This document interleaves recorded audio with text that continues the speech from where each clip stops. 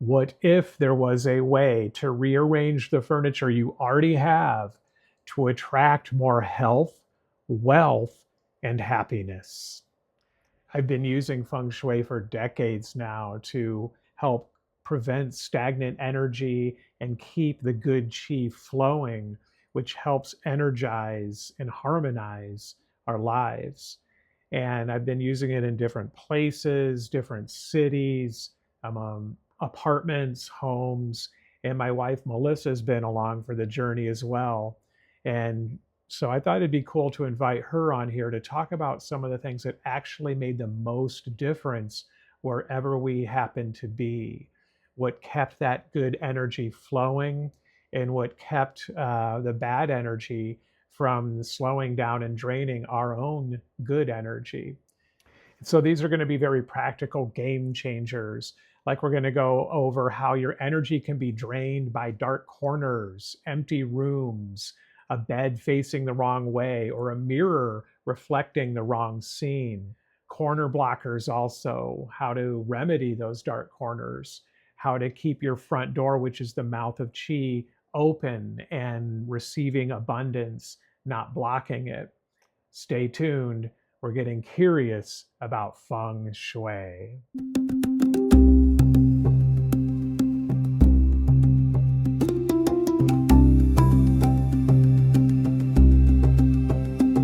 A very important and splashy moment when you enter, right? The doorway. Your front door. It's called the mouth of chi in Feng Shui. That's a perfect place to start. It's tidying up, cleaning, freshening up, or getting a fresh mat, or vacuuming, polishing the doorknob or the handle. Right. No shoes scattered amongst the entry. It's so hard. Yeah, that's impossible. Some say impossible. Yeah, and we're always looking for ways to kind of put those shoes into places, because that's the challenge, is the doorways where we first enter from the outside. And so it's so difficult to keep that open. But they say, again, it's the mouth of chi. So we want that open. We want our house and our dwelling to be able to breathe through a nice open mouth, and not one that's clogged up with stuff. So yeah, it's so big to try to at least look for ways to get that entrance fresh. It's where new timelines enter your life, right? So you want that first impression to also be powerful, and also just for you, it's you're coming home, and it should be like a welcoming, open, inviting place to be. And another thing I've learned about front doors is you don't want a mirror reflecting back. They say not only can it reflect back your abundance, but you think of people or guests entering, the first thing they want to see may not be themselves suddenly staring at themselves. And so mirrors are big. And speaking of mirrors, you love mirrors. You're really good at mirrors because you know about how you have to reflect the proper scene when doing a mirror. But I've seen you create some amazing little nooks that incorporate mirrors. What are your main tips when you're working with mirrors? Mirrors can open up a space, and then they can reflect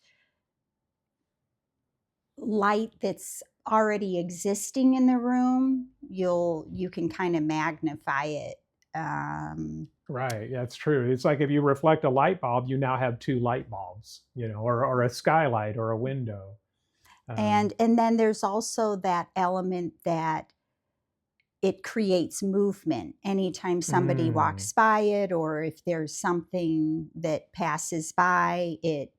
Yeah, it keeps that movement chi going. And that's another cool aspect to mention is there should be places of calm, serenity, and stillness, but you don't want it to be so calm that energy is getting stuck and stagnant. And so that's where movement chi we can bring in, and chi is just vital life force And energy. doesn't that make sense that movement and then the word feng means wind? Right. Yeah. That's a great point. Actually, we should mention that. Feng means wind and shui means water. And these are both things that are kind of meant to be moving for the most part. You don't want still water.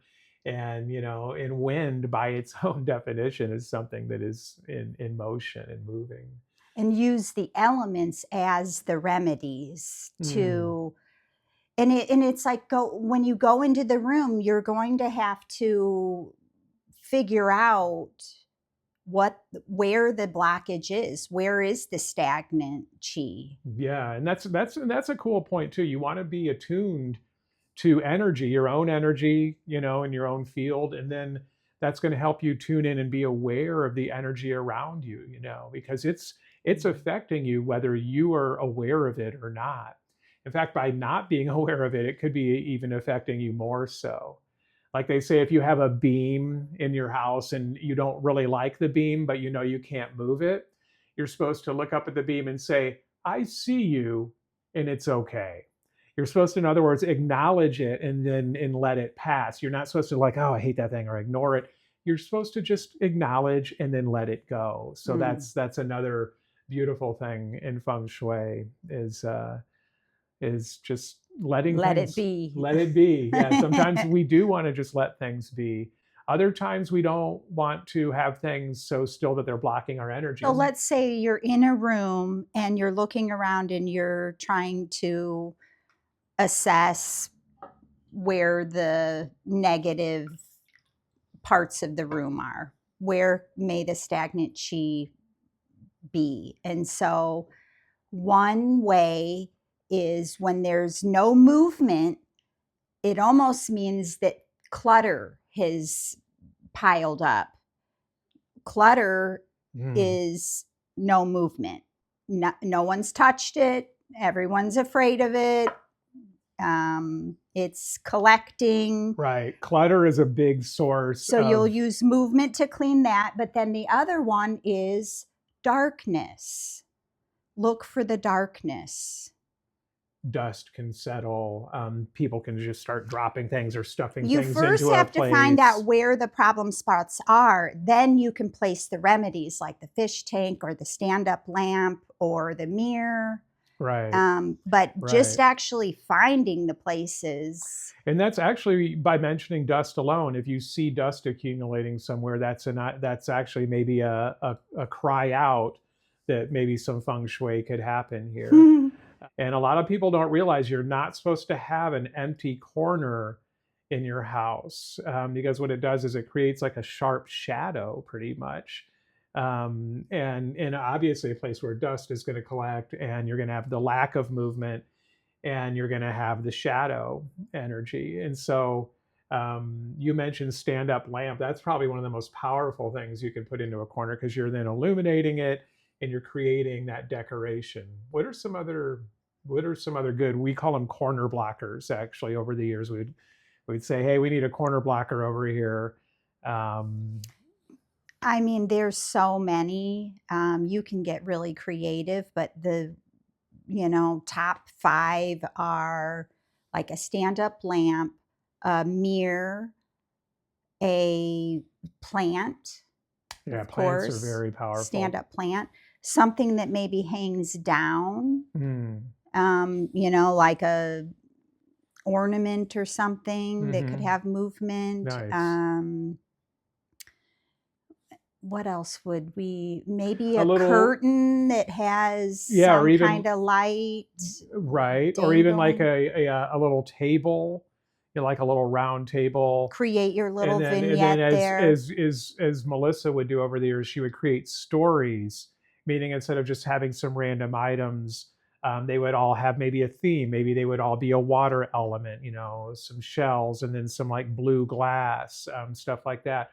Or maybe there'd be the wood element, but it would basically tell a story. Or maybe there'd be a pair of things. I know you were always big about pairs.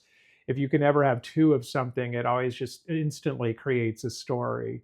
And so those, and so probably Best stories for like family rooms is like you could do two a pair of chairs with a sweet little table in between, so that gives you a threesome.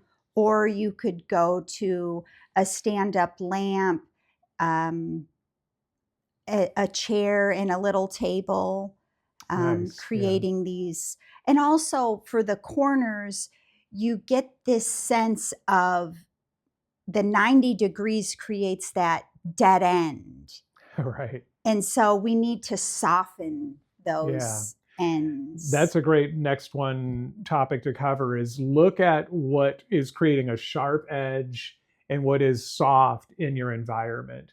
And we mentioned plants earlier. Plants are mainly preferred in feng shui when they have a kind of rounded, soft leaves because that's the energy then they're going to emanate, and that's the energy you're going to feel and even replicate.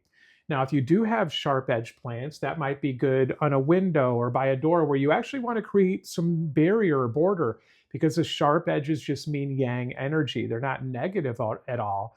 They just mean they're very Mm, strong, protective yang energy, whereas the soft lines are what we kind of more want when we're relaxing. Even when okay. we're thinking, we want to think more unifying and less confrontational. And so yeah, corners are another place of sharp edges. If a window or furniture or anything like that, if the edges are too sharp, look for how you can soften it. Maybe there's a pillow you can put there, or maybe you mentioned curtains. Curtains are a wonderful way to take the edges off of things. So yeah, look around at that. I remember you loved how when we were in Mexico, we were at a place where it was just round edges everywhere.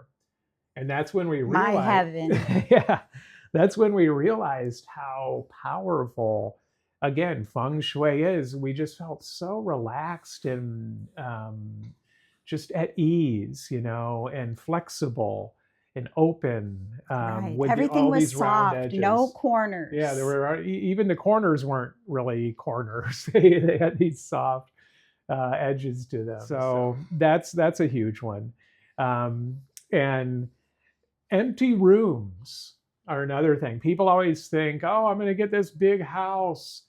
It's okay, but I hope you have a good reason to fill all the rooms in that house, or it's actually bad feng shui. You don't want an empty room that has no purpose. It, not only might people imagine it, a ghost might be there, but even more so, it just feels lonely. Okay, so if you are lucky enough to have empty rooms in your house, maybe turn it into your fitness room. Maybe, fitness slash meditation, your wellness room, go in there and do some Qigong. That's the actual cultivation of our own internal body's life force energy. So Qigong is kind of like our internal feng shui. Hmm. Or maybe turn it into a plant room.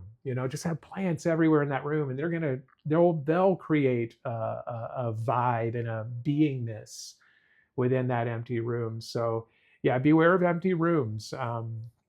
And to move then into the bedroom, and to bring back the topic of mirrors. Um, Bedrooms are huge because we spend so much of our time in them. We're asleep a third of our lives, or we're at least resting or in our bedroom around a third of our lives. And so one of the first things is you don't really want a mirror in the bedroom, believe it or not. Feng shui thinks it can reflect you at times when you're not really in the mood or prepared to be reflected. What are some others? I know red is also, you want to be very careful with red and even yellow and bright, energizing colors. Now, a red light is actually a little bit different. That's going to have a different effect and actually a bit of a calming effect. But red, bright red wallpaper or curtains or colors are actually going to be very stimulating in a bedroom. So, we want that to be the most yin place of the house, yet still, have some excitement and some vibe to it. you know. No TVs. Ooh, you're The you're gonna mirrors piss a lot of don't people off bother here me as because much. I mean, I don't want a mirror on the ceiling. I'm okay with mirrors, TVs are but your thing. TVs, Wow. And electronic isn't it crazy that devices, if you phones. yeah, yeah, that's very wise actually. It's hard to do these days, especially if you go to an Airbnb, every single room has a TV over the bed. It's crazy, you know. And I know a lot of people love that though. So, you know, if that's your thing and you like crashing out to Golden Girls every night, you know, I'm not gonna steal your thunder, but in feng shui, yeah, electronics are not really what we want in our bedrooms. And you know, you want to. You can find a way though, maybe your space is smaller and so that's your comfort zone for watching entertainment. So you might want to try and find a way to put it behind a closed door in a wardrobe or That's brilliant, actually. So I've seen people have these cool like cabinets or just little wood doors where they can, where it almost just looks like there's not even a at least TV it could be there. Yeah. enclosed. Yeah. So we are such a screen dominant society. That is a tough one for a lot of people. But yeah, even the phone thing, I do actually admit, I actually do have a phone near me. However, it's disconnected from the cellular. It's an older phone that I just use to actually try to keep like dream notes and stuff like that on. And I wish I could do it by hand, but I'm just, for various reasons, it's a lot harder for me to record things by hand, like in my dream journal or just in my journal in general. I also do enjoy sleep meditations. I also produce sleep meditations, so that's no surprise. So having an older phone that's not connected to the tower is maybe one little compromise that I've done. You actually are pretty amazing. You don't have really any electronics on a regular basis. Sometimes you might crash out and there's an iPad I around, but use, yeah, like everyone has their travel yeah, devices. right, right, right. Yeah. But if you've ever been in a bedroom that's very serene, I think it's about the colors. The colors are so huge. What are your I recommended think colors? You're blues a are color probably the queen. best. Blues, okay. But we don't want to But get too sad. So what can we it's mix a in with the light blue? blue though, a Okay, like a light babyish, blues. cloudy, Yeah, blue clouds. sky blue. Yeah, Um, blue sky with but white everybody has their clouds. own preferences. I would Right. definitely go with light tones. Neutrals, maybe more neutrals. Light browns, light blues, light greens, light Hmm. pinks, light anything, but Okay. just Well, she's a color. She's also a designer. So, and she is a color queen. And then one other thing to note before we forget is if you can, I know bedrooms aren't always that adjustable, but if you can have your bed face where you can see the door. All right. And no episode on feng shui would be complete without talking about your wealth and abundance corner and your romance corner and your health corner. Now, keep in mind, again, these are just recommendations. They're not hard and fast where, you know, they're unchangeable. And so don't get down if these corners aren't perfect. It's just something to know, to keep in mind that perhaps your subconscious, when it walks through that entrance of your door, may respond to. Okay, and so here they are. When you walk into your main entrance of the door and you look over to the left, that is your wealth and abundance corner. So you want that to look prosperous, right? You want that to feel lucky and prosperous and good. And so all the images that come to mind for that, that's what you want on the left side. In the middle, after you walk into your front door, in the very middle is your health and family. So that's kind of what you want to keep at the center of your life, too, right? Keep your health and your family at the center of your life. And that's when you walk in that front door, you want that center to reflect your good health and your good family life. And even if they're not good, make that area good, and that'll help your subconscious respond accordingly. And then over on the right, to finish this up, after you walk in the front door, that is your love and your relationships. So your romance. And so again, you know, A beautiful thing to put there are pairs of things. That's going to inspire, that whole motif of romantic Cute. partners, And even if you are single, again, you can still feel that essence because we're all connected on a divine level anyway. And so there's nothing you can't really there's nothing to lose, I should say, by celebrating romance and having that vibe there, because then if that romantic partner does come along, you're already in that vibe. And when they walk into that front entrance, they're going to feel that vibe too. So those are three very powerful things. So again, over on the left, abundance; in the middle, your health and family; and then over on the right, romance and relationships. And so those are pretty good in the home. Anything else that we should mention? Another interesting thing we just discovered was our self-image altars. Oh, thank you. This is awesome, guys. The self-image altars, and yes, this is new to us, but it makes total sense. Can you please elaborate more on what are these altars of So you self-image? could see your closet being a self-image altar. Totally. Mirrors that you reflect your image Where you're into. like getting ready for the day. That is the self-image altar in motion. Yes. Okay. And your desk. Oh, yes, your work desk. So what it's asking us to do is remove old you items and bring in new pieces that feel like your future wealthy self.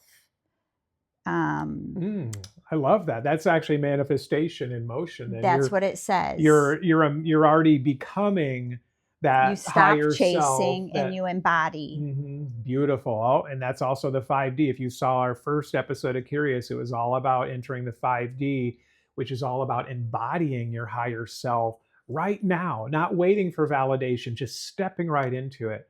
And so that's a beautiful way. These images are altars of self-image, are another beautiful way to just embody, make your closet amazing. And again, you're gonna, when you're waking up to the world, even before your rational mind's fully going, these altars of self-image are playing a part. So help you manifest that best self that is within you. It just usually needs shedding layers of self-doubt and conditioned that's thinking. the one misconception these days, is that to figure it out, you'll find it, you got to look out, you'll be on an adventure, you'll see it. And it's more about uncovering, removing, shedding limiting beliefs, shedding emotions that don't serve you anymore. And those uncoverings are in our home. We need to reveal. Right. Our home is a great place to perform that action in a very overt 3D way. That's where we can take inspired action in the 3D, go into our home and take some time, just like we need to take time for that self-care. And it's so worth it.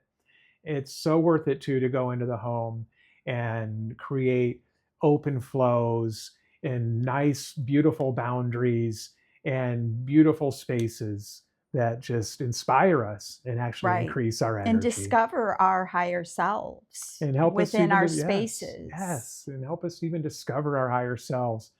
Beautiful. And that is a great way, I think, to wrap this one up. Of course, this topic could go on forever. It's such a fascinating one. But I hope this helps you, as it has us, along our journey.